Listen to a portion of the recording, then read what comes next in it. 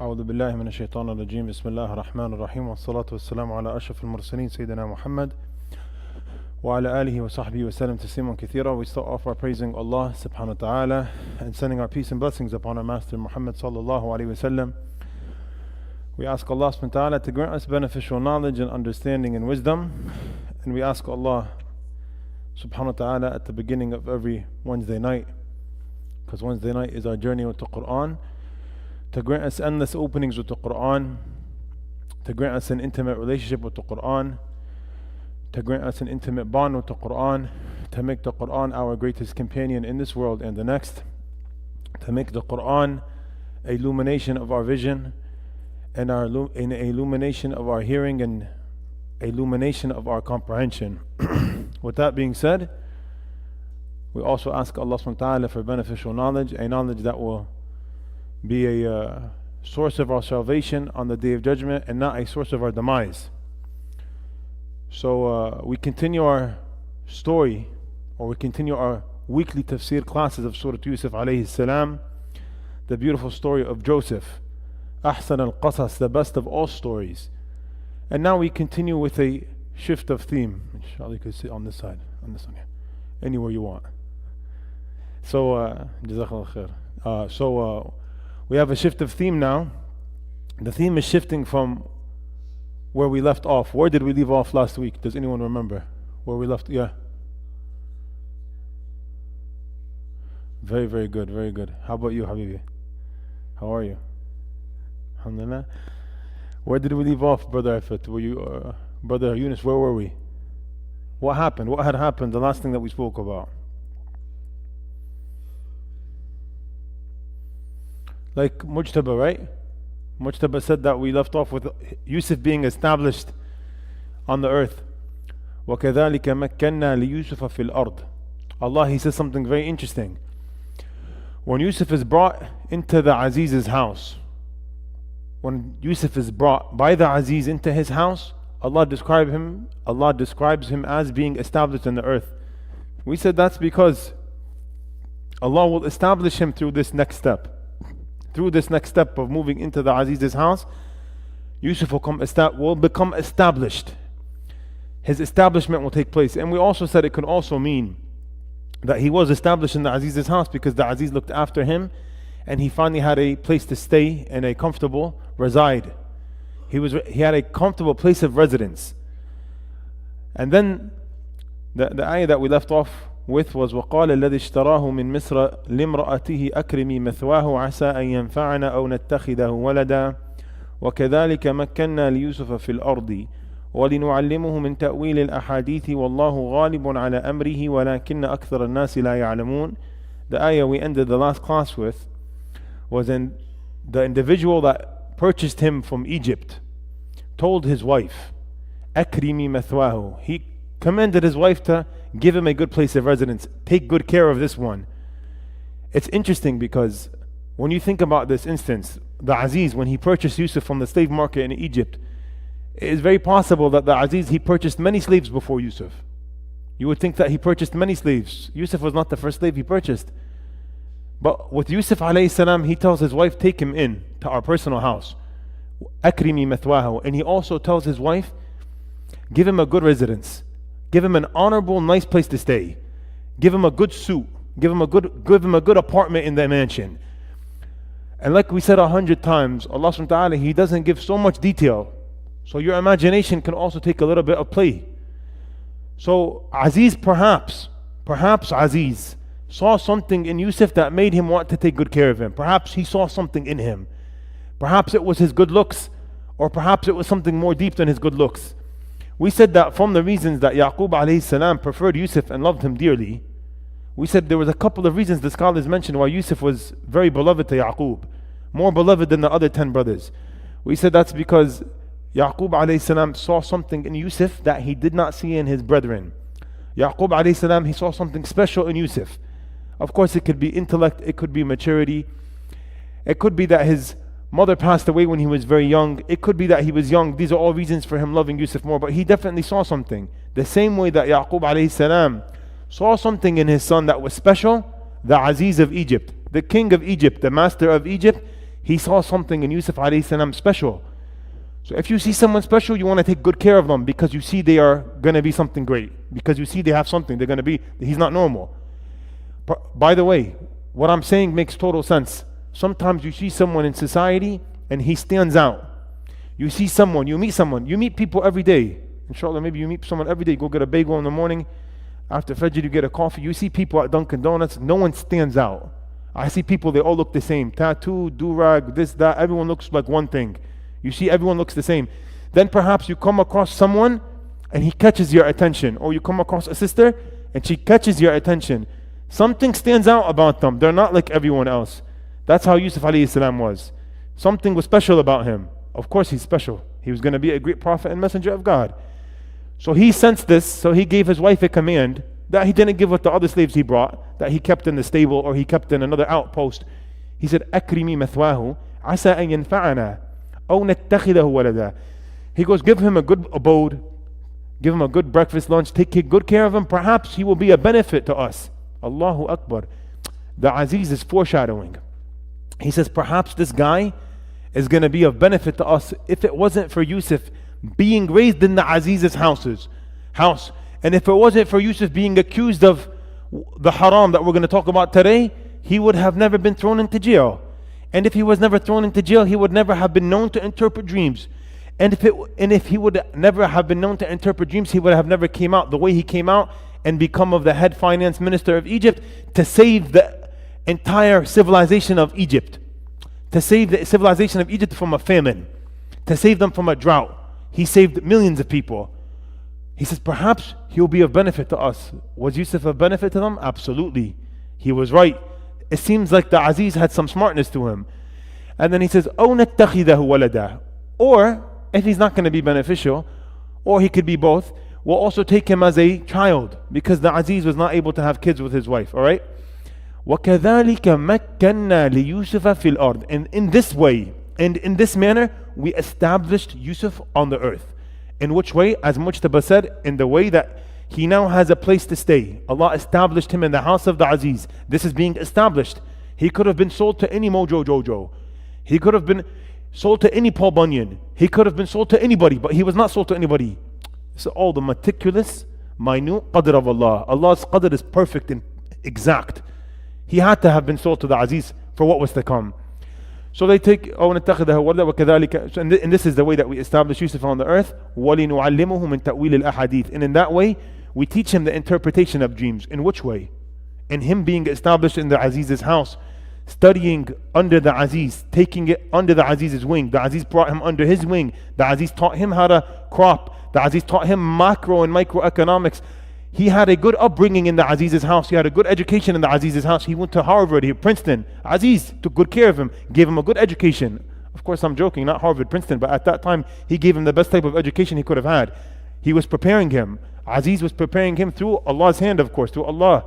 Yeah, Allah was watching over Aziz, of course. Allah wanted Yusuf to be raised in this way, so Yusuf could be able to control the entire empire. So Yusuf could come later on and know what to do and how to take care of the civilization of Egypt. And that way we teach him the interpretation of dreams. This was a gift that was acquired to Yusuf through his experiences. And the interpretation of dreams, as we mentioned in this class multiple times, is a gift given to you by Allah. It's not something that can be exactly studied, but it's something that is acquired through closeness to Allah, having wara' and taqwa, having a strong relationship with Allah, being a pious person, and also having a lot of hikmah and wisdom and life experiences. That's how someone is able to achieve a good interpretation of dreams. Ultimately, it's a gift from Allah. Allah gives it to whom He wills. وَاللَّهُ غَالِبٌ عَلَىٰ أَمْرِهِ وَلَكِنَّ أَكْثَرَ النَّاسِ لَا يَعْلَمُونَ. And indeed, Allah is victorious and Allah is all strong over His command. Yani everything goes back to Allah and Allah is in charge and on top of everything. وَلَكِنَّ أَكْثَرَ النَّاسِ لَا يَعْلَمُونَ. However, most people do not know and they're not aware. Most people don't know and they walk around the world heedless and they're not aware that Allah is actually constructing something perfect. It's a very beautiful way to end the ayah, because it's like if you're an Arab reader and you understand Arabic and you're reading about all of this, and now he got sold and now he's in the house of the Aziz and Allah is saying that this is the way we establish him, then Allah, He ends it like, it's like, in a movie, when the movie goes and it blacks out and then it takes you to a new scene. Like the movie, it goes dark and then it takes you to the next scene, which is where we're going to go. And Allah indeed is in control of everything, but no one or not everyone is aware. New scene, entering the new scene. Ayah number 22, change of scenery. Now where are we? We are in the house of the Aziz. We are in the mansion of the king of Egypt. Allah, He says what? He says, after أعوذ بالله من الشيطان الرجيم, وَلَمَّا بَلَغَ أَشُدَّهُ آتَيْنَاهُ حُكْمًا وَعِلْمًا وَكَذَلِكَ نَجْزِي الْمُحْسِنِينَ. And when Yousuf alayhi salam reached his ashuddahu, when he reached a strongness in his physical maturity, and he reached a complete intellectual maturity. Ashuddahu. وَلَمَّا بَلَغَ is to reach. And when Yousuf reached his point, when Yousuf reached his climax of physical strength and maturity, and mental, intellectual maturity, Allah says we gave him something. آتَيْنَاهُ حُكْمًا وَعِلْمًا وَكَذَلِكَ نَجْزِي الْمُحْسِنِينَ. Allah says we granted him حُكْمًا وَعِلْمًا. What does this mean? There's a similar ayah before we talk about what this means. There's a similar ayah in Surut Al-Qasas speaking about someone else very similar to Yousuf alayhi salam. Someone also sent to Bani Israel.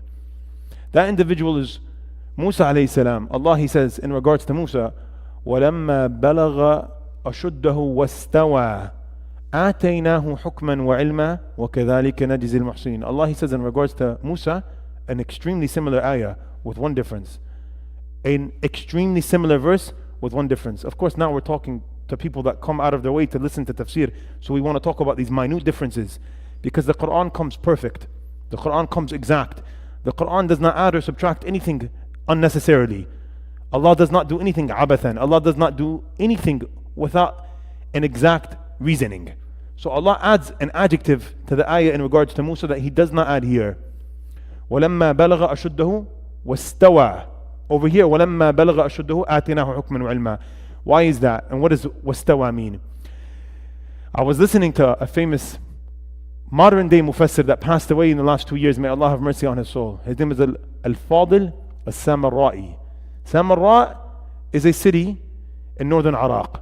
So he was an Iraqi modern day mufassir. And of course, as we said multiple times, in order for you to have any type of deep relationship with the Quran, and in order for you to ever think about being something called a mufassir, or someone who could talk about Quranic differences or Quranic exegesis, you have to be a master in something. We talked about this. The number one condition and the number one prerequisite for you to speak upon the Quran is for you to be a master in the Arabic language. So Fadil al-Samarra'i, before he was a mufassir, and before he spoke about Quran, and before he authored his 15 books about different things to do with tafsir, he's a linguist. Ultimately, Fadil al-Samarra'i is an Arabic linguist. He's a master in Arabic grammar. He's a master in Arabic literature. He's a master in Arabic language. He's a master in sarf, which is morphology. He's a master in balagha, which is Arabic speech, the science of speech or rhetoric. We call it in English rhetoric. He's a master of rhetoric. You cannot dare think about giving tafsir of a Quran without being a master in the Arabic language. You cannot dare.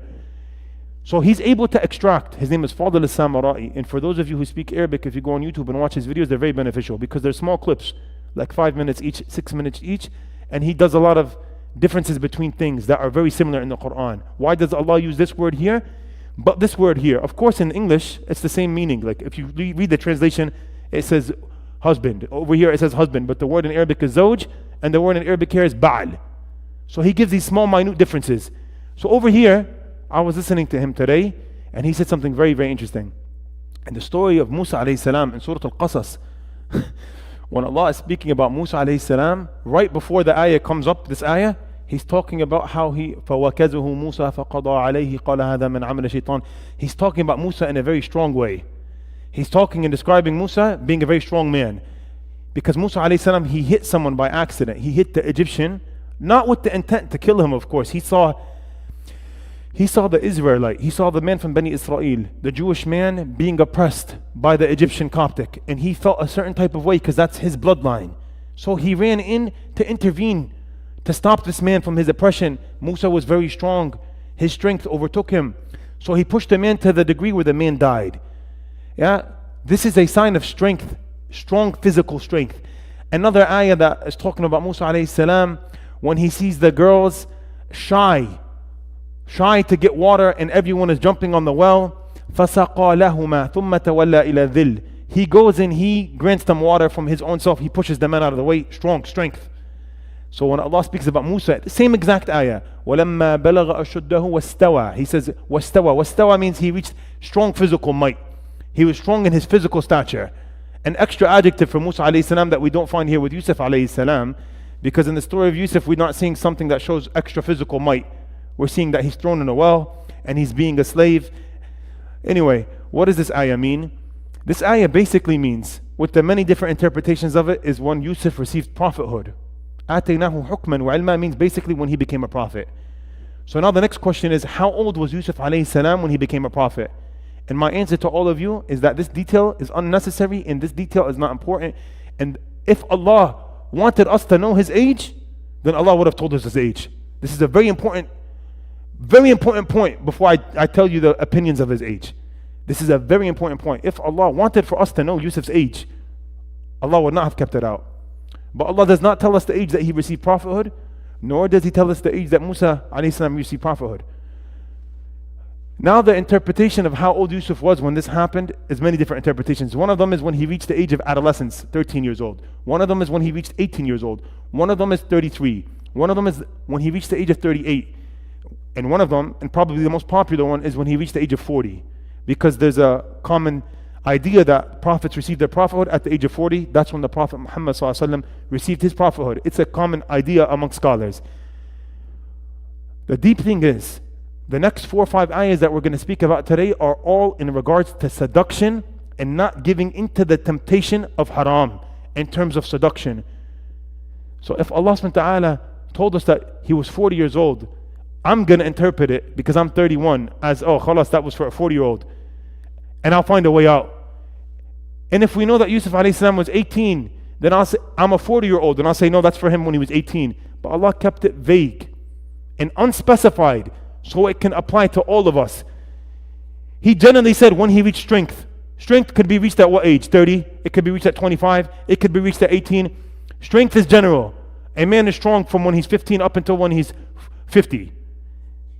So all of this strength, Allah is telling us you cannot fall into haram. Don't be prone to haram. Avoid haram. Don't fall into seduction. So Allah then goes, when he reached his strength and his maturity and full intellectual maturity, we gave him hukman and ilman.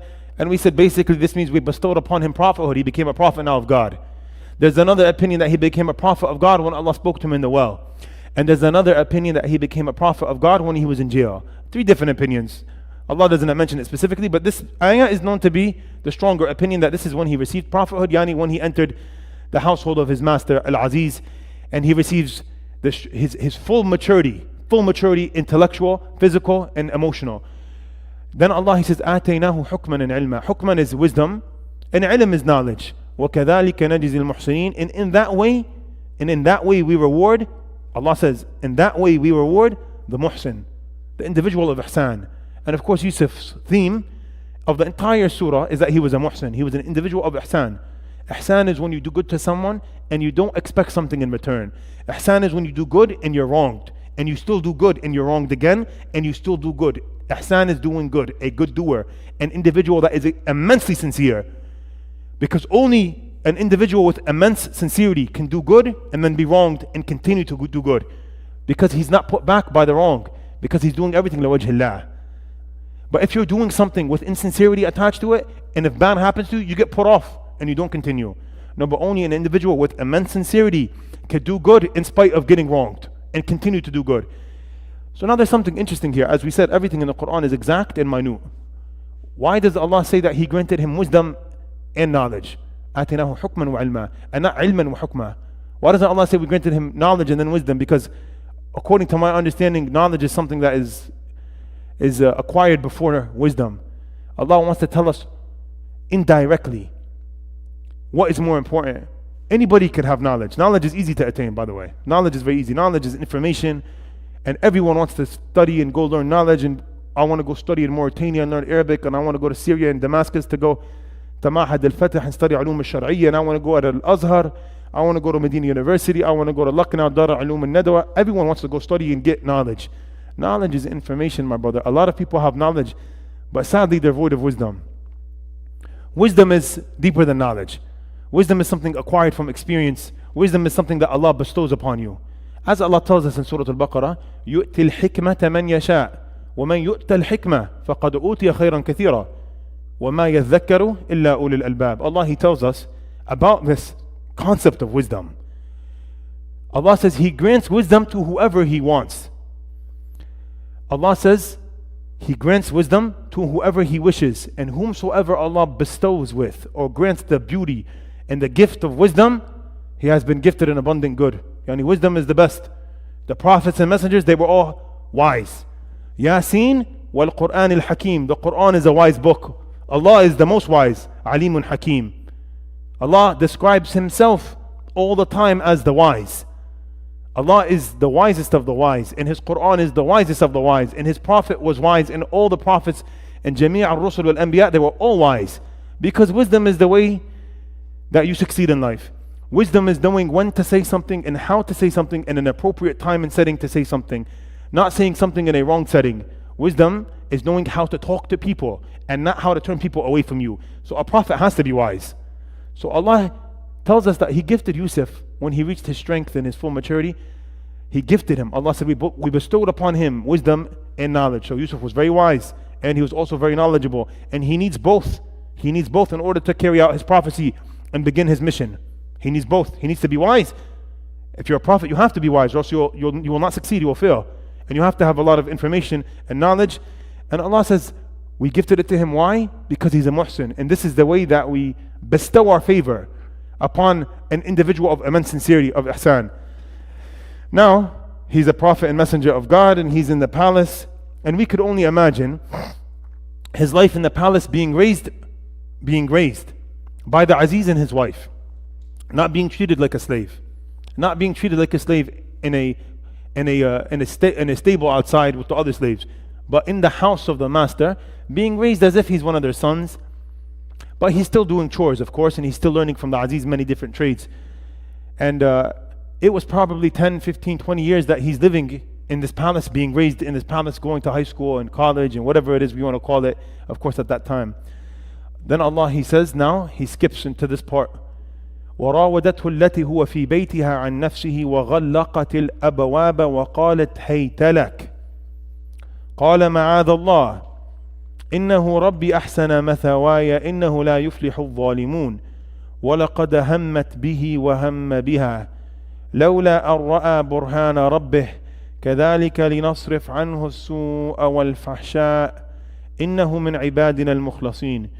Allah, He says these two ayahs now about Yusuf alayhi salam, and one of the entire purposes or reasons that we chose this surah was because of this story in the surah, so we could all relate to it and derive so many lessons and meanings from it.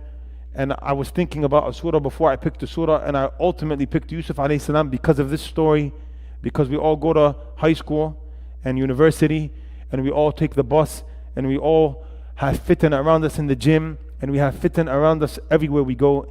And we live in a sexualized society, and everything is on magnified times 100, and it's very difficult for a person of deen, or a person of goodness, or a person of tahara or purity to stay away from temptations, especially in the time that we live in, when everything is dajjalic and shaitanic, and everything revolves around one thing, like as if the world was created just for this intimate thing. And that's not how the world works. On the contrary, the world is not all about this. This is something from the pleasures of dunya, that if you have an halal outlet for. But people are busy in dunya. People are fighting to liberate Masjid al-Aqsa in this dunya. People are working hard. People are going to Fajr in the Masjid. People are not all just busy and consumed with this. So if you find yourself busy and consumed with this problem, that's you, my brother. That's not everyone else. That's you with your free time. That's you with your rubbish apps on your phone. Now we have applications upon applications, and they're all just meant to bring us down. We have dating app, matrimonial app of Instagram app, and picture app, and every app is just for one thing, and that's to bring you down, and to make you give in to this hedonistic lifestyle of just wanting to have the S word all the time, and always think about that. Because once you're thinking about that all the time, and you think that's all that life is about, you become void of deep meaning and true goals. Like, how could you have a goal to liberate Masjid al-Aqsa if you're too busy thinking about your desires and you're succumbing to your desires every day? And I often think about this, the people that are out there fighting for the sake of Allah, trying to defend the maqaddasat al-ummah, trying to defend the holy sites of the world, and none of them, not a single person in Gaza is thinking about the S word. Not a single person has the S word on their mind. SEX. Not one of them is thinking about it. Not one of them, because they're too busy with other things. And you only think about that, or you only think about haram in regards to that when you're comfortable. When you have nice air condition, and you have a nice meal, and your stomach is full, and you have free time. That's the only time you think about that. That's the only time you think about that. Because the person that's dying outside or starving, looking for food, is not thinking about that. Allah, He says, وَرَاوَدَتْهُ الَّتِي هُوَ فِي بَيْتِهَا. In the, let me translate it from this guy, so I don't mess up. He says, and she, in whose house he was in, sought out to seduce him. She closed the doors and said, come you. He said, I seek refuge in Allah. Indeed, Allah is my master. Indeed, He is my master, who has granted me a good residence. Indeed, wrongdoers will not succeed. وراودته التي هو في بيتها. And she, the wife of his master, basically it means she seduced him. She seduced Yousuf. التي هو في بيتها, the one that he's in her house. The Quran is magnificent. So she seduced him, the one that he's in her house. Allah, He mentions he's in her house. Meaning that he's in her home court advantage, her playing field. He answers to her command. She tells him, go get me water, he gets her water. She says to him, turn off the TV, he turns off the TV. She says, go milk the cow outside, he milks the cow. He's under her command. He's in her playing field. He's in her house. If I tell you, in my house, go get me a cup of water, you're in my house, brother, you listen to my rules. This is why it's so deep. This is why it's deep upon deep. Him denying her of something that every man dreams of. Him saying no after being seduced and after being called on to something haram, which is what every man's dream is remarkable. She has power over him. She's basically his master. She's basically his master's wife. So she is his master. He's in her house. Think about all the thoughts that you would have. Think about every excuse on earth that will come to you for you to give in. Man, if I don't say yes, I'm going to get fired from my job. The example could be, she's my boss at work and she seduced me. The Muslim doesn't understand this. The Muslim, he doesn't think like this. The Muslim's head is maqfool. The mu'min of iman, he doesn't think, I'm going to get fired. He says, to hell with my job. I'd rather go to the pits. I'd rather get fired and be broke my whole life than commit haram. That's the Muslim. The Muslim here, maqfool here. It doesn't matter. You could make any excuse to fall into haram with this lady because of how many levels she had over him. So, to translate the ayah and give more observations. So, rawadatu means she was so soft with him. Rawayda means she was soft with him and she was looking good to him and she was dressed nicely and she put on that moisture on her skin. Her skin was shining and her hair was done nice. She's a millionaire. Of course, she's going to have the nicest, whatever it's called, the nicest decoration, the nicest makeup. She's looking great, and then she goes, Allah. And we said that Allah doesn't mention details when He doesn't have to mention it. التي هو في بيتها عن نفسه, against His will. She seduces him against his will. What else does she do? وغلقت الأبواب. Not وغلقت الباب. Allah doesn't say وغلقت الباب, because she has her master bedroom, right, with the nice bed, the Surut or the Tempur-Pedic bed, the nice bed, the expensive bed, because she's a multi-millionaire and she's married to the richest man in Egypt. Allah doesn't say وَغَلَقَتِ الْبَابِ. Allah doesn't say she locked the door of her room. Allah doesn't say that. Allah says وَغَلَّقَتِ الْأَبْوَابِ. غَلَّقَت is it's on an emphasized verb tense in Arabic. It's something called emphasized verb tense. That's why there's a shadda. And then He says al-abwab, all the doors. You know what that means, all the doors? That means that they have because they're living in a nice complex, so they have the thing that you have to have, the biometric thing that you put your hand. She locked the outside gate.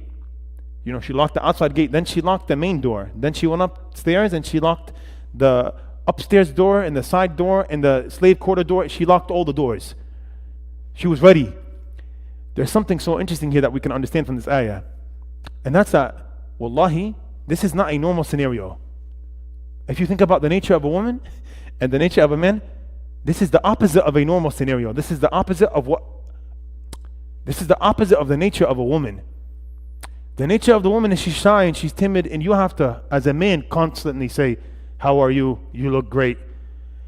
You know what this means? Allah, He's telling us something really deep here. He's saying that Imra'at al-Aziz, this woman, was looking at Yousuf for all these years that he's living with her, 15 years, 20 years, and she's trying to get his attention every day, wearing nice stuff, bending down to pick something up, talking soft to him, telling him nice things, using her eyes to get his attention, and he's ignoring,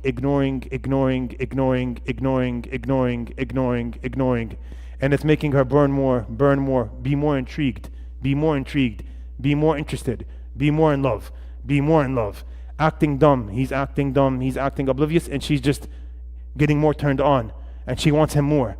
And of course, we understand from this indirectly, of course, from the Quran, because there's not too many details, is that her husband is the king of Egypt. He probably has 17 mistresses, right? So she's probably not getting her needs fulfilled as well. And her husband is too busy. Her husband is busy with other things. He comes home at night and all he wants to do is smoke shisha and hang out on the TV, and he wants to relax on the AC, and he has no time for her because he's too busy with all the other women he has. That's what I understand from this, because if her needs were being fulfilled and she had a manly man, she wouldn't feel the need to cheat on him with Yousuf. Yes, Yousuf was good looking, of course, there's no doubt. But there's something else on top of the good looks that intrigued her in him. It had to be. So I would think that Yousuf alayhi salam is busy doing his chores. He's not thinking about the S word. He's too busy with life. He has when you have a busy schedule, your mind is mentally busy. You don't have time to respond to a text message. How could it be that you get a text message and you don't respond? Because you're busy here. Here is busy. Yousuf alayhi salam, he's busy. Imra'at al-Aziz, she's free. The greatest cause of haram, number one cause, if you want to put causes for haram, of course not having Allah in your life is definitely going to be up there. Like not having Allah in your life is definitely going to be up there. Having Allah in your life will definitely deter you from haram. Yousuf alayhi salam had Allah in his life. That's definitely a deterrence from haram. But the number one cause of haram, I would think, is comfort. Comfort and free time. Only when you're comfortable and you have free time do you go down this haram path. How many people that fell into zina or fell into doing something haram? Hundreds of examples I could give from personal life, hearing stories about people. The common denominator of anyone is he's too comfortable. The guy is too comfortable and too free. Too comfortable and too free. Like we said, people across the world that are hungry are not thinking about haram or this haram, and they're too busy occupied with other things.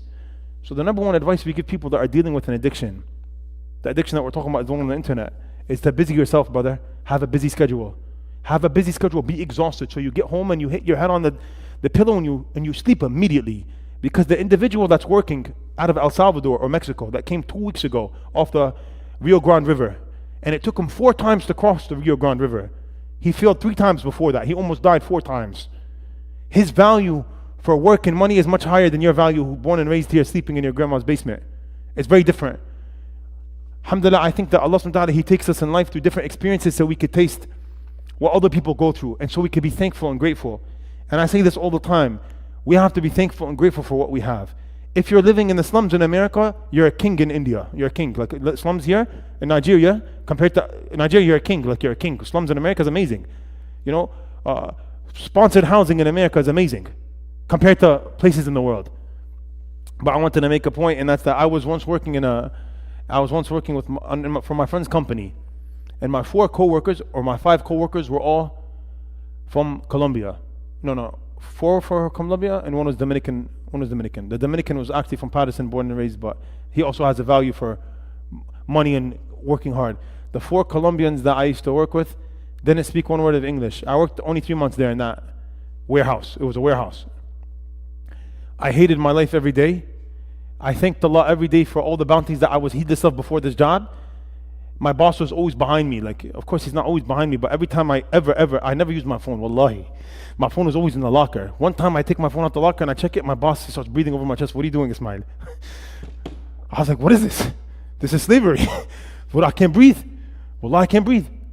Break is 15 minutes exactly. The boss is waiting outside at the gate. After 14 minutes, he's counting it down like this. I was like, being an imam is the greatest blessing in the world. You drink coffee, you drink water, people, they help you out. You open the Quran, you read with the air condition. I tell Muhammad, turn the air conditioner on and hot. Being an imam is amazing. What is this job in the warehouse, bro? For nothing as well. Working hard. And they're all working, these 4 Colombians, and they're smiling. And I'm there every day, and I'm angry. I'm miserable. I'm like, I'm spoiled American. Grateful Colombian, spoiled American. Grateful. Wallahi, they come at 5 a.m. in the morning to the warehouse and they're smiling. They left the warehouse at 10 p.m. last night. They slept for 3 hours. They took 2 buses to get to the warehouse. I took my car. Spoiled American, grateful Colombian. Wallahi, they take 2 buses to come. They pay cash to come. They don't have credit card. They have limited internet access. They have some bootleg SIM card, not AT&T, something from the hood. And it's not. Wallahi, one day it was not so busy in the warehouse. So I was dying to know about these guys. I don't speak Spanish. So I took Google Translate out. I said, hi, how are you? Hola, ¿cómo estás? He goes, bien, bien. He started writing back to me, bien, this, that. I said, where are you from? He goes, Colombia. And then I said to him, how'd you get here? And then, I was like, huh? And then I called the Dominican kid over. His name is Aldo. I was like, Adi, come here. I go, please translate. I'm dying to know what he's saying. He goes, and I was like, he goes, oh, he says he came off the Rio Grande River from Mexico. I go, oh, is that normal? I asked Adi, is that normal? He goes, no. It's really difficult. I was like, how did he make it? So I'm thinking, like, what do you think? He took a bus over the Rio Grande River? He took like a little boat? He goes, he said he took him 4 times to get here. 3 times he failed. Each time cost him $10,000. He was $30,000 in debt. He's trying to pay his debt off. And he went through a smuggler, of course. They have smugglers that smuggle them over the border. He's from Colombia. If you look at the map, there's Colombia and there's like 4 countries before you get to Mexico. He was telling me about his path that he took, or the trail that he took. There's one part that you have to go through the jungle in Colombia on the border of a country. I think it's in El Salvador or something like that. There's a big jungle. This jungle is called the jungle of death. He said that you walk through the jungle and you see skull, dead lady, dead man, carcass being eaten, dead bodies everywhere. Then he says you get to the river, and it's like scary in the river. Sometimes the boat tips over and you got to swim to cross into Mexico. 3 times he got caught, thrown into jail in Colombia, thrown into jail in Mexico, thrown into jail in the other country, wherever it was. And they kept trying to come. They kept trying to make it to America so they could come to Patterson, New Jersey, and take 2 buses every morning at 4 a.m. He has to wake up at 3:30 to get there at 5, and he comes to work smiling. Lunch break comes, lunch break 15 minutes exactly, 2 empanadas for lunch. Us, American, I think about, I want Abu Ras, I want China Pagoda, I want a slap burger. We have different options. We're spoiled, man. We're spoiled. We don't understand. You go, you put Apple Pay, pay $20, like money is nothing. He's counting the exact amount of money for the 2 empanadas, 2 for $3.50. It used to be 2 for $3. It's a big deal for him, the 50 cents. We're blessed. We're blessed. We're very blessed. We're very blessed to be, to have something to eat every day. But this comfort comes with its cons. And the cons of comfort is thinking of haram and being free to do haram, having money to waste on haram. But the person from Colombia, that's not even Muslim. He's not thinking of haram. He's thinking and dreaming about the hijabs that he has to put on the rack tomorrow at the hijab warehouse that we were working on together. We're very blessed. All 4 of them had the same exact story. All 4 of them had children back in Colombia and wives back in Colombia. All 4 of them were sending all the money that they got back to the sponsor that they had to pay off, or the smuggler that they were paying off. And of course, the non-Muslim, the smuggler was taking, of course, he was taking interest as well, probably taking God knows how much interest, and also spending his money back to his wife. He was living off of nothing. So this is all just for us to understand that when you're busy and your mind is occupied with something, and if you're exerting physical strength, haram or zina is the last thing on your mind. So when you're chilling at home and you're watching the Real Housewives of New Jersey and the Real Housewives of this, that, and all these filthy shows, garbage shows that give bad messages. And we say that that was the case for Imrat al-Aziz. She's chilling at home. She has 4 maids to clean her bedroom, and she has 2 maids to clean the lawn. She has maid upon maid. She doesn't have to worry about no cooking, about no cleaning. Her house is spotless. All she does is command. She sits with comfort. So in her head, she has one thing on her mind. There's the slave boy Yousuf that she's raised, and he's a very good looking man, and he's very attractive, and she continues to think about this haram act in her head. And Yousuf gets no signs. For 10 years she's trying to get him to do something, and he's ignoring her. He has Allah in his heart and on his mind, and he's too busy for haram. So eventually this takes place. So finally this takes place. وَغَلَّقَتِ الْأَبْوَابِ. She goes through all this effort to seduce him. And of course, any woman of power and might that seduces a man, and she's good looking, the man will succumb, because that's the weakest weakness of all men. The weakest part of the man is his love for woman. Any man would give any excuse to do something haram. But not the strange man. The strange man is the man that has Allah in his heart and on his mind, the man of taqwa.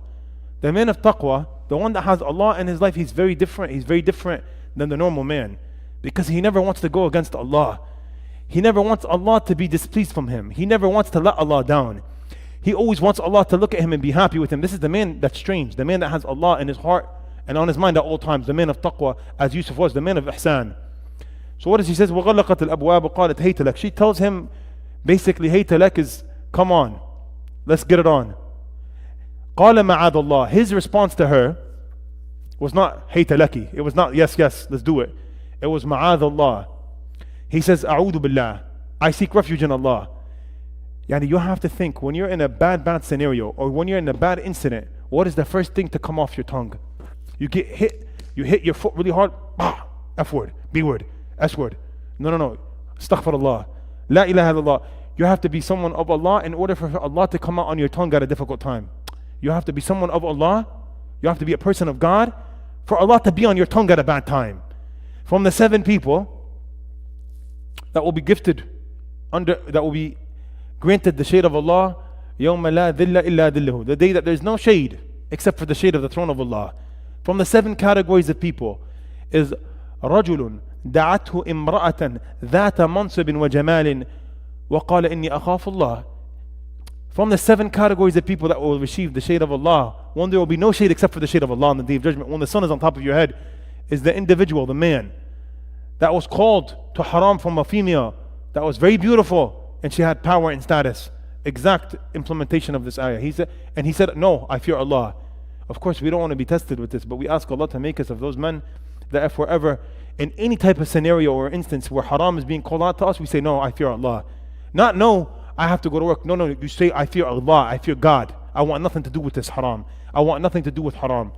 That's because his heart was drenched. His heart was sapping. His heart was dripping. His heart was dripping taqwa. قال إني معاذ الله إنه ربي أحسن مثواي إنه لا يفلح الظالمون. Then he goes and he says, indeed my master, إنه ربي أحسن مثواي, has perfected my living condition. Indeed my master granted me an honorable place to stay. Who's he talking about here? Here Rabbi is not Allah. Here Rabbi is the linguistic word for Rabbi, which is my master. Rabba is someone who raised you. Yeah? Rabbi here is his master. He goes, Inna Rabbi ahsana mathwaya. Innahu la yuflihu al-zalimun. He says that my master perfected my living condition. Remember he said, Akrimi mathwahu. He told his wife, take care of him, give him a good place to stay. He goes, I can't betray him. That's the greatest betrayal. The greatest betrayal is someone, the greatest type of khiyan in the world. Is someone puts you, like I put you in my house and you go and you sleep with my wife. There's no betrayal above that. He goes, how dare I? First of all, I never want to infringe on the boundary of Allah. A'udhu billah. Then he goes and he says, my master, he tells her, my master perfected my living condition. He looked after me. How am I going to betray him? Then he says, إِنَّهُ لَا يُفْلِحُ الظَّالِمُونَ. Then he says a general statement that the oppressor will never succeed. Allah will never grant success to the one who oppresses. And the greatest form of oppression is zina. The greatest form of oppression is adultery. The greatest form of oppression is not believing in Allah. Ma'asiyah is oppression upon oppression. Zina is oppressing yourself. So he goes, إِنَّهُ لَا يُفْلِحُ الظَّالِمُونَ. If I fall into this, I will never be successful. Success is being successful in dunya. Being successful, making it to Jannah. The next ayah. وَلَقَدْ هَمَّتْ بِهِ وَهَمَّ بِهَا لَوْلَا أَنْ رَأَى بُرْهَانَ رَبِّهِ كَذَلِكَ لِنَصْرِفْ عَنْهُ السُّوءَ وَالْفَحْشَاءَ إِنَّهُ مِنْ عِبَادِنَا الْمُخْلَصِينَ. Allah says, indeed she was inclined toward him. Allah goes says, وَلَقَدْ هَمَّتْ بِهِ. She inclined toward him. She was feeling it. She inclined toward him. وَهَمَّ بِهَا. And he inclined toward her. لَوْلَا أَنْ رَأَى بُرْهَانَ رَبِّهِ. Except that Allah saved him because he saw a burhan from his Lord. Allah saved Yousuf. Allah saved him because he saw a burhan from his Lord. A burhan is a clear proof, is a sign from Allah. Yousuf alayhi salam was saved because he saw a sign from Allah. Allah goes on and says, كَذَلِكَ لِنَصْرِفْ عَنْهُ السُّوءَ. And in this manner, in this exact way, we remove indecency from Yousuf. We protect him from su, anything bad. وَالْفَحْشَاء, and haram acts, lewd acts, fahsha. إِنَّهُ مِنْ عِبَادِنَا الْمُخْلِصِينَ. Indeed, Yousuf is from our pious, sincere servants. In this way, we protect our pious, sincere servants. Over here, we want to understand something.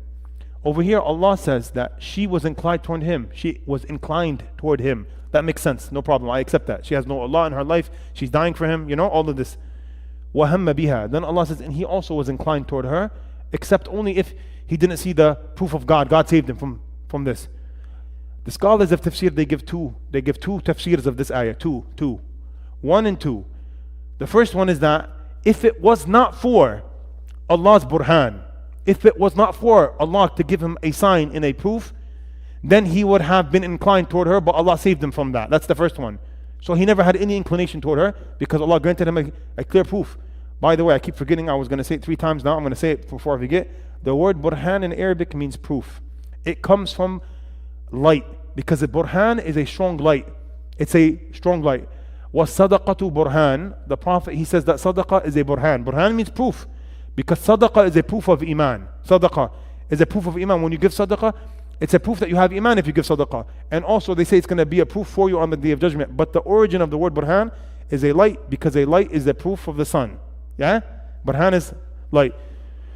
So over here, of course, it means proof. So the first tafsir is that he did not incline to her at all, and he's a prophet, and God saved him from that through this burhan. And the second tafsir is the one that I believe is much stronger, and the one that I take, and it makes a lot of logical sense, is that Yousuf alayhi salam, like Allah said, balagha ashuddahu, is a strong man, and every strong man on earth has temptations and desires.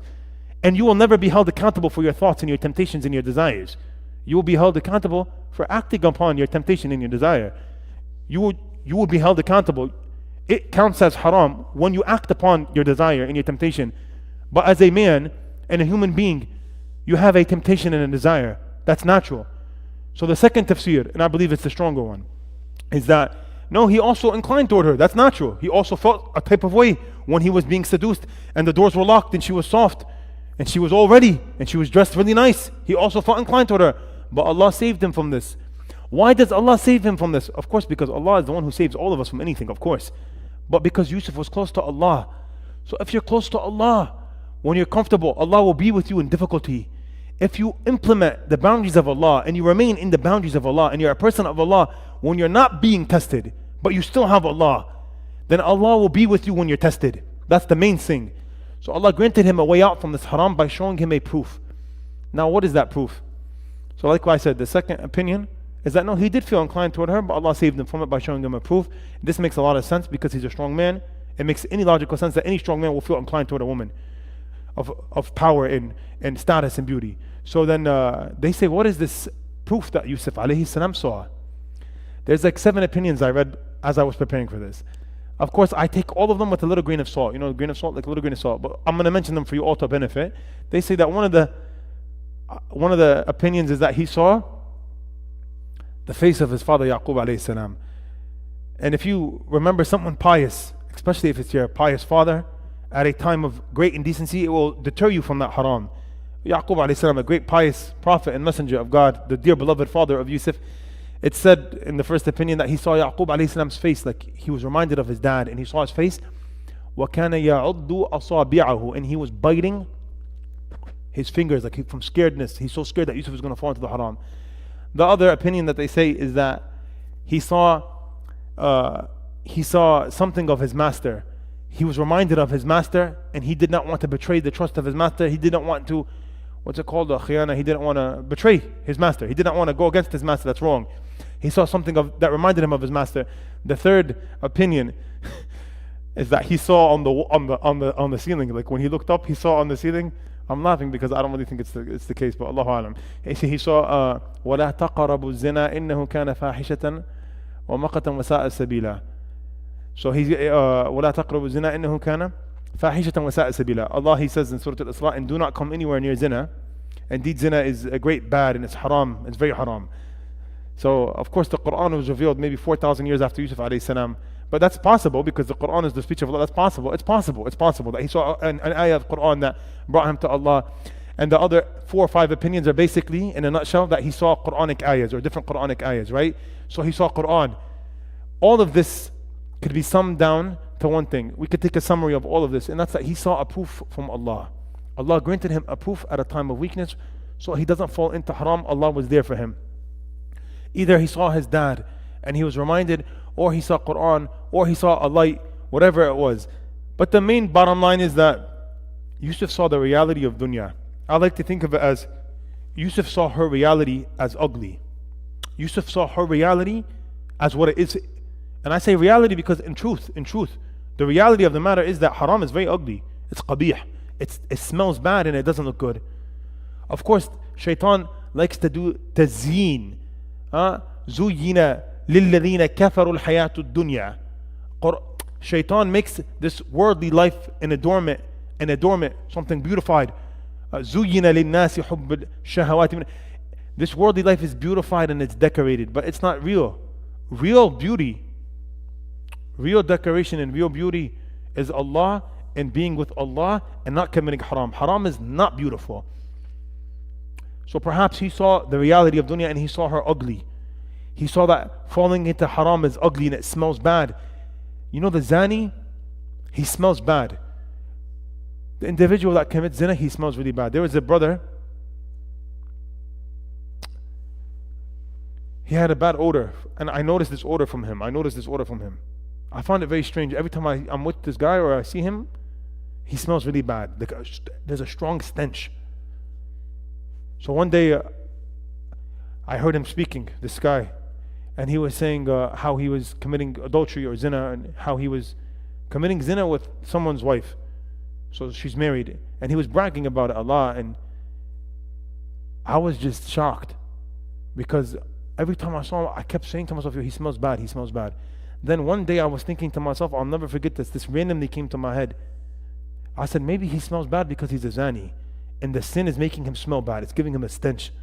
This was just a passing thought. That next day, I saw him. This is a true story. The next day I saw him and he was talking about the zina he made, or how he's constantly fornicating, and how he had a good time with this girl, astaghfirullah al-azim, and she was the wife of someone. Then I was really interested. I said, is this real? Wallahi, this is a true story. The next day I wake up and I check Facebook at Fajr because I'm a loser and I just like to check Facebook all the time when I wake up. I just check Facebook to see what happens. At Fajr, astaghfirullah, I'm not a loser. Astaghfirullah, may Allah make us all successful. No, that's not right. I opened Facebook and someone, he shared a hadith of the Prophet about zina. And I read the hadith and wallahi, I got goosebumps because they answered my question. It was talking about how the zani has a smell to him, a stench that doesn't leave him.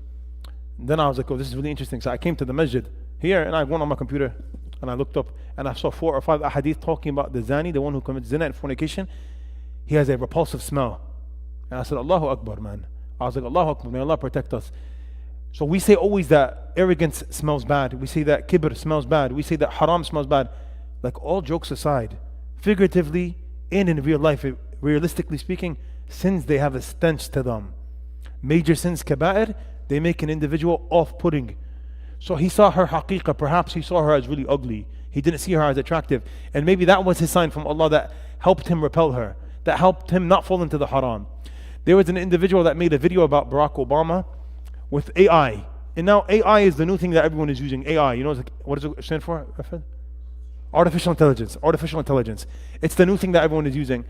So of course Barack Obama, he looks normal, he's a human being. But the guy that made the artificial intelligence video of Barack Obama made him look like a shaitan, like he was like a demon looking.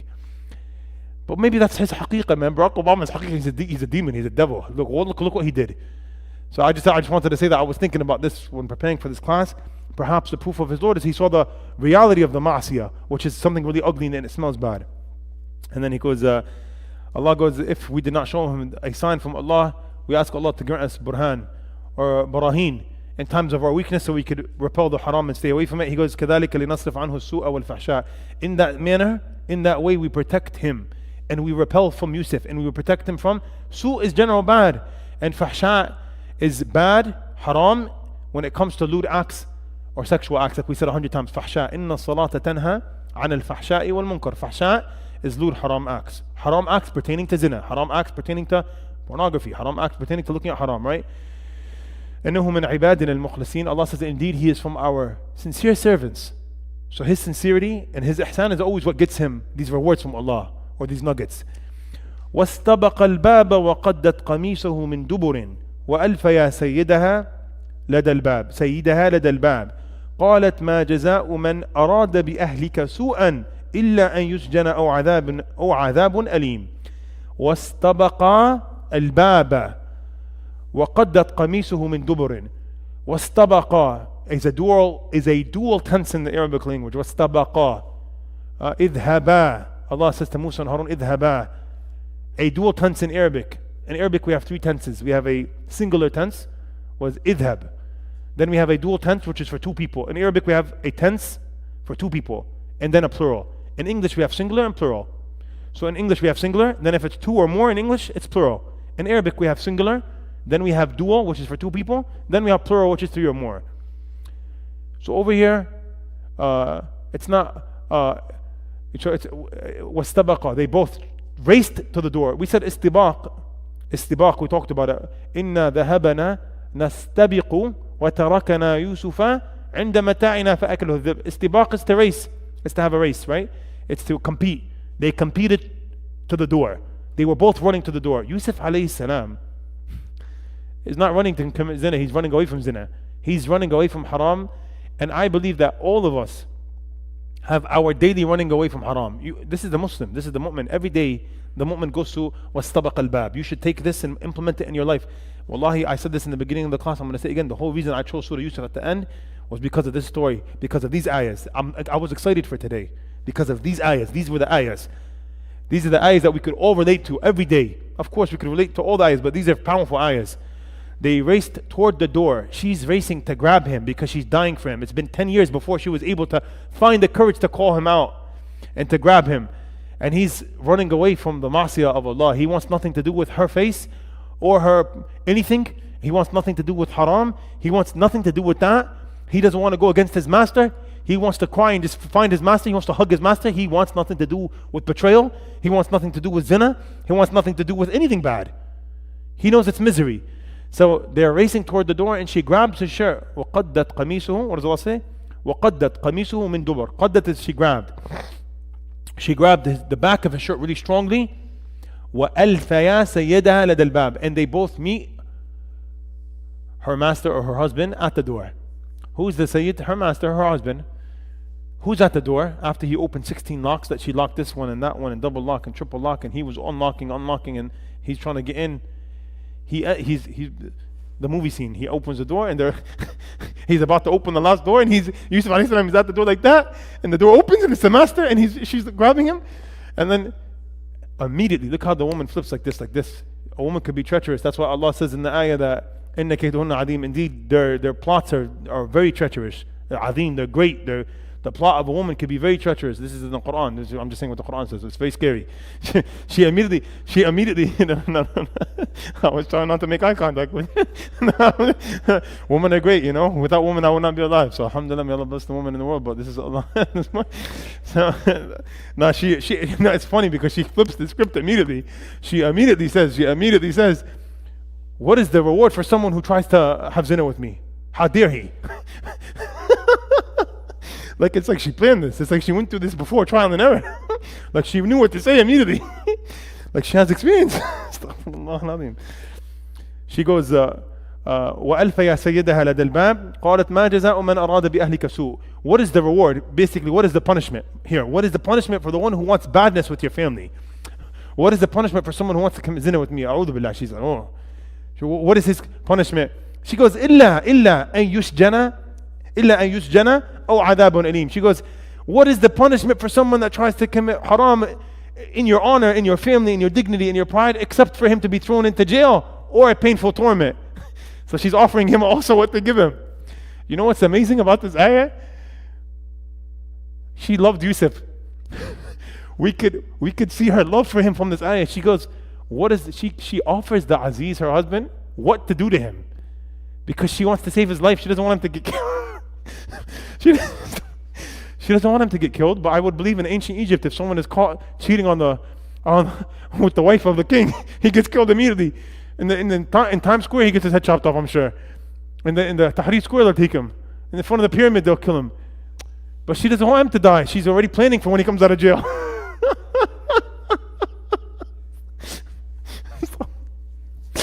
Man, astaghfirullah. She offers him what to do to him. She gives him. She offers him. She goes, what is the punishment for someone that dares to do something in your family except that you throw him in jail or you give him a painful torment? Now Yusuf alayhi salam, he has to stand up for himself. Khalas, man. He said, what is this? What's going on? I'm running away from you. I didn't want to commit zina. I love you. He's talking about his master. He loves his master. He never wants to do wrong to his master. قال هي راودتني عن نفسي. He has to stand up for himself. Of course, standing up for yourself if you're a slave is never easy, right? قال هي راودتني عن نفسي وشهد شاهد من أهلها إن كان قميصه قد من قبل فصدقت وهو من الكاذبين وإن كان قميصه قد من دبر فكذبت وهو من الصادقين. He goes and he says, Yusuf alayhi salam, he has to speak up for himself. He goes, هي راودتني عن نفسي. He goes, no. She seduced me against my own will. I didn't want anything to do with any of this. It was her. And then وشهد شاهد من أهلها. So now it's a big problem. It's fadiha. We call this a fadiha, big embarrassment, you know. The tabloids are going to go crazy. What's that tabloid thing? What do they call it? Those magazines, what do they call it? Tabloids? Huh? Tabloids? Yeah. Like we talk about Kim Kardashian and what's the new one? I don't know their names. You know, like every day they follow people around with the paparazzi and they take pictures. They have nothing but TMZ. Thank you. So the Yusuf alayhi salam, this is a big problem now. The master opens the door, he finds his wife and Yusuf, the slave guy, the guy that he looked after all these years. It's going to be a big embarrassment. The whole country of Egypt is going to be talking about it tomorrow. So he goes, no. She seduced me against my own will. So the Aziz, he goes and he calls out a witness from her family. وَشَهِدَ شَاهِدٌ مِنْ أَهْلِهَا. They call out a hakim or a ruler or someone who's going to arbitrate from her side. So it could be fair. So now if the individual that is picked as a ruler from her side gives you the legislation or gives you the ruling that you're going to have to go by, and then she comes out wrong, then she's definitely in wrong because it's from her side. So the individual from her family comes out and he says, the witness from her family comes out and he says, he lays down the law, he goes, إن كان قميصه قد من قبل فصدقت وهو من الكاذبين. If you find his shirt to be ripped from the front, then she's definitely saying the truth, because that means he was putting himself on top of her, like he was trying, and she was like, no, get off me, and she's ripping her shirt away, right? No. And he goes, وإن كان قميصه قد من دبر فكذبت وهو من الصادقين. However, if you go and you find his shirt is to be ripped from the back, then she's lying. You know, hide it, hush it really quick, because then she's definitely lying, and he's definitely saying the truth. Right? فلما رأى قميصه قد من دبر قال إنه من كيدكن إن كيدكن عظيم. He goes out to check out the shirt. The shirt is indeed ripped from the back, not from the front. The master, Al-Aziz, he goes, إنه من كيدكن. Indeed, it is from your treacherous plots, O woman. إن كيدكن عظيم. He doesn't say إن كيدك عظيم. He says إن كيدكن. He speaks in general. He says indeed the plot of woman is great and treacherous. That's what he says here. يوسف أعرض عن هذا واستغفري لذنبك إنك كنت من الخاطئين. يوسف أعرض عن هذا واستغفري لذنبك إنك كنت من الخاطئين. So now the truth came out. Aziz is speaking to his wife and Yusuf. He goes, Yusuf أعرض عن هذا. He basically tells Yusuf, he gives him a command, hush, be quiet, خلاص, end it, dead it. We have no time for embarrassment. We don't want no one to find out. He tells Yusuf a command, يوسف أعرض عن هذا. Turn away from this, like leave it, drop it immediately. And then he goes, وَاسْتَغْفِرِي لِذَنْبِكِ. Then he looks at his wife. Of course he's hurt. He goes, go make istighfar for your dhanb. Istighfar to who? Are they Muslim? No, but there's still a concept of, seek forgiveness for what you did. Of course, this is a normal concept in any Hindu, Buddhist, anything. Atheist, go seek forgiveness for what you did. What you did was wrong. Khiyana, betrayal, I would believe is wrong according to any spectrum or any religion, right? So he goes, وَاسْتَغْفِرِي لِذَنْبِكِ. Go, ask God to forgive your sin. إِنَّكِ كُنْتِ مِنَ الْخَاطِئِينَ. Indeed. He goes, so indeed you are from those who are wrong. You have wronged. وقال نسوة في المدينة امرأة العزيز تراود فتاها عن نفسه قد شغفها حبا إنا لنراها في ضلال مبين. Now what happened? After the Aziz commands Yusuf to hush, go away, and he commands her to go make istighfar, Allah turns the scene now. Allah changes the scene, because this is like, how we said, like in the movie, it goes dim, and then it comes back out. So now it's dim, black. It's the Aziz telling Yusuf and telling his wife, dim. Now it comes out. So it seems like he couldn't hush. They couldn't hush the puppy. No, it seems like they couldn't control it. They couldn't control the tabloids. The paparazzi was outside. So the second they opened the door, it was, hey, what happened? Why is the shirt cut from the back? What's going on? Hey, Yousuf, what happened? So they couldn't control it. There was damage control. They could not. What is it called? Damage control. They could not damage control. They could not. So the women in the Medina now are talking, and this makes perfect sense. Like we said, the Quran, not too many details. What I understand is the other slaves that were in the house were all looking out.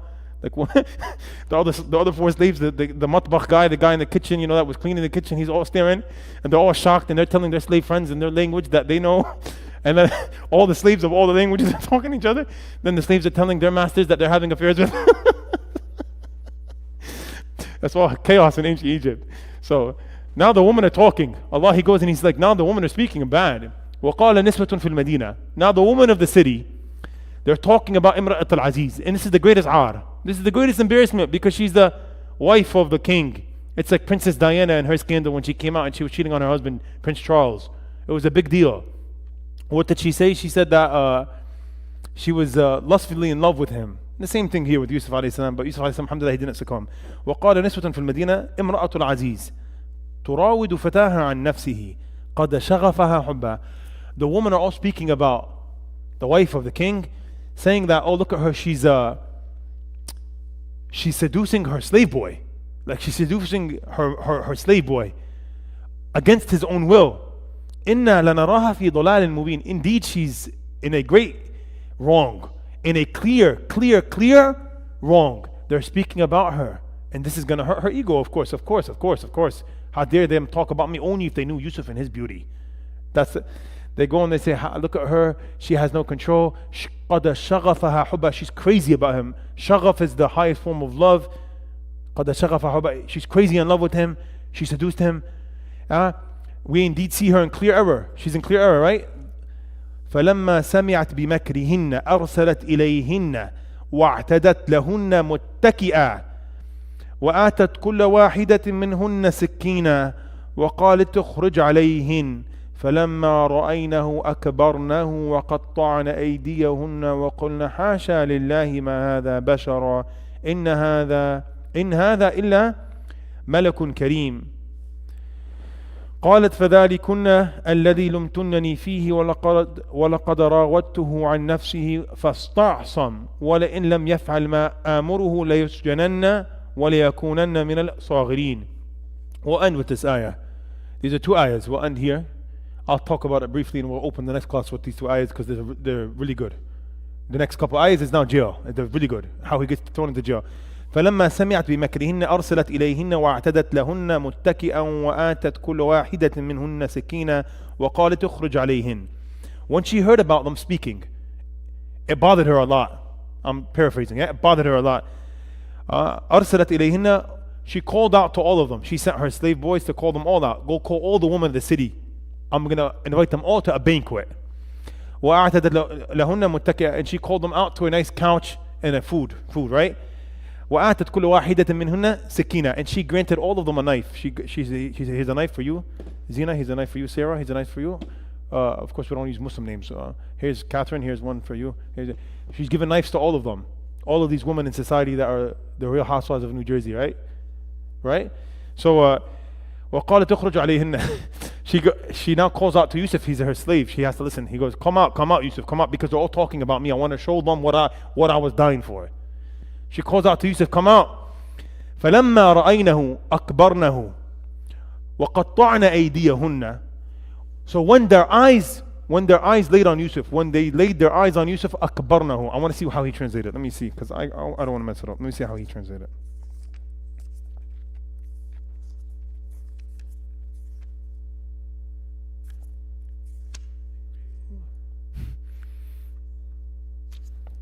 Whoa, we did good today. Like 20 pages. So when she heard of their scheming, when she heard of them talking about her, she sent for them prepared for them a banquet. Muttaka is like a large feast, and gave each one of them a knife. And then she called out to Yousuf, come out before them. And when they saw him, akbarnahu, they greatly admired him. That's a good translation. They greatly admired him, and they cut their hands. And they said, perfect is Allah. Perfection is for Allah. This is not a man. This is none but a noble angel. So then when they laid their eyes on Yusuf alayhi salam, they were shocked and they lost consciousness. That's the whole point. Like she did this is all calculated. She's smart. And she was very smart. She knew exactly what she was doing. She gave them a knife because she knew that when they saw Yusuf, they're going to be like, they lost all consciousness. They fainted. Yusuf comes out and they said, this is insane. Who is this? He's not a human. Hasha lillah ma hadha bashara. Glory be to God. This is not a human being. In hadha illa malakun kareem. This can only be an angel. This is an angel. This is not a human. Sayyidina Muhammad, when he goes up after the surah is revealed to him, Isra al Mi'raj comes up right after the surah is revealed to him. So now he knows Yusuf's in his story. He goes up to the third heavens and he sees Yusuf and he says, MashaAllah. He goes, وَقَدْ أُوتِيَ شَطْرَ الْحُسْنِ. He goes, Yusuf was given half of the entire world's beauty. From Adam alayhi salam up until Yawm al-Qiyamah, all the men and the woman's beauty together, Yusuf was half. They said he was amazing looking, you know. So they could not believe their eyes and they cut their hands out of astonishment. And they said, no, glory be to God. God is perfect. This cannot be a human being. Indeed, it's an angel. قالت فذلكن الذي لمتنني فيه. And this is what you're giving me lawm about. She's telling them, this is what you're talking about me for. You don't see with your own eyes what I was going through. I was dying for 15 years. I held myself and I couldn't hold it no more. She said, that is the one about whom you blame me. This is the guy that you're blaming me for? And I certainly sought to seduce him. Yeah. She goes, yeah, I tried. She goes, وَلَقَدْ رَاوَدتُّهُ عَنْ نَفْسِهِ. She goes, I definitely did try to get him, right? Astaghfirullah. But he firmly refused. فَاسْتَعْصَمَ. He strongly said no. He said no. He said, إِنِّي أَخَافُ اللَّهِ, right? مَعَاذَ اللَّهِ, right? And she says, and if he will not do what I order him now to do, he will surely be imprisoned and he will be of those debased.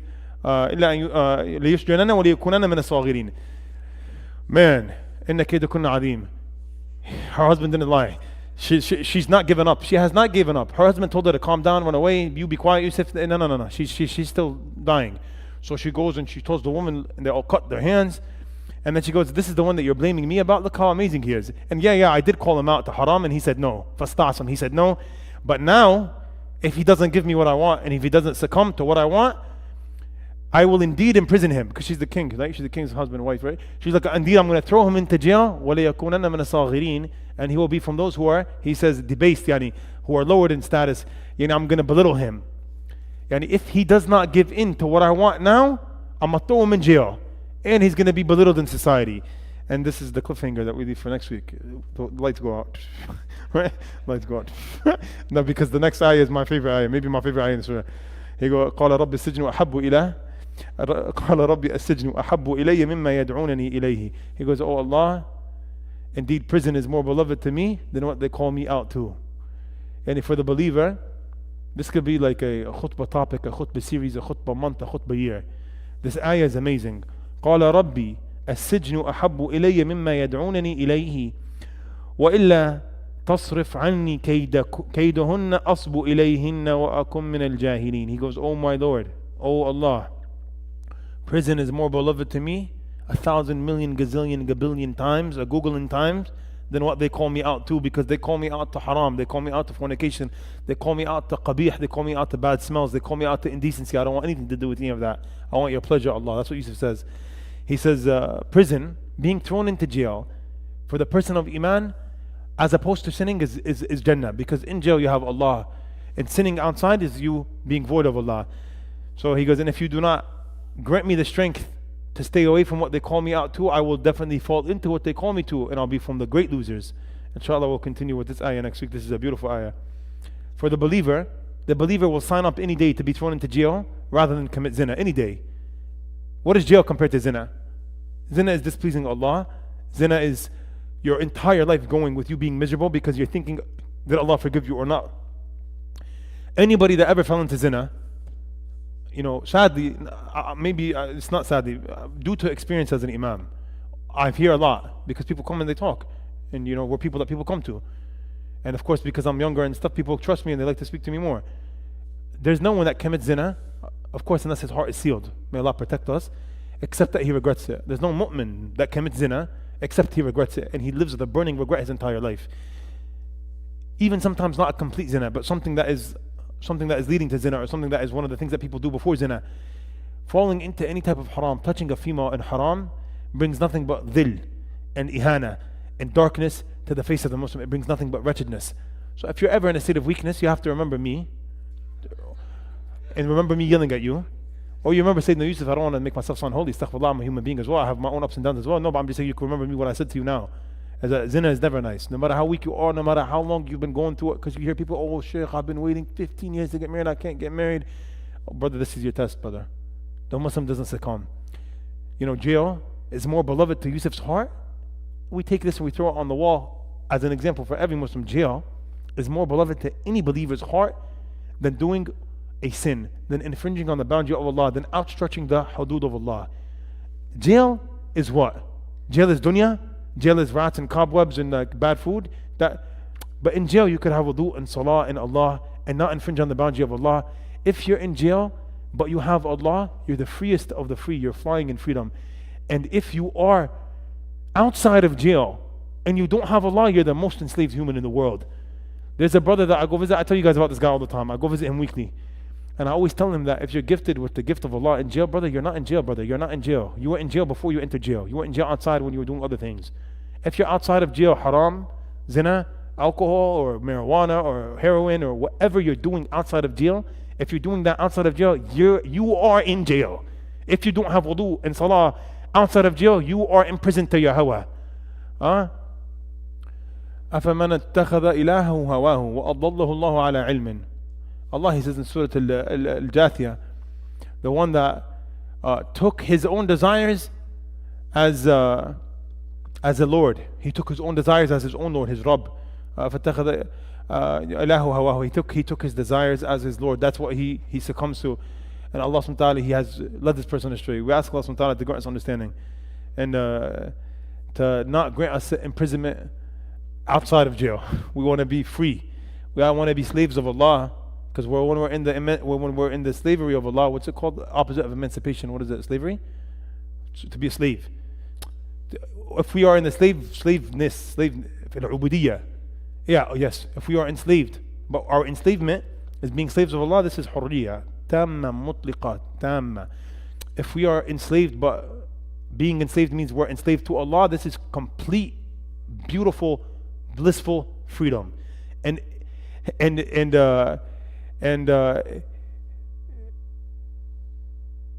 if you are free, but you're not a slave of Allah, and you think you're free, you're a slave to your desires. So you're ultimately enslaved.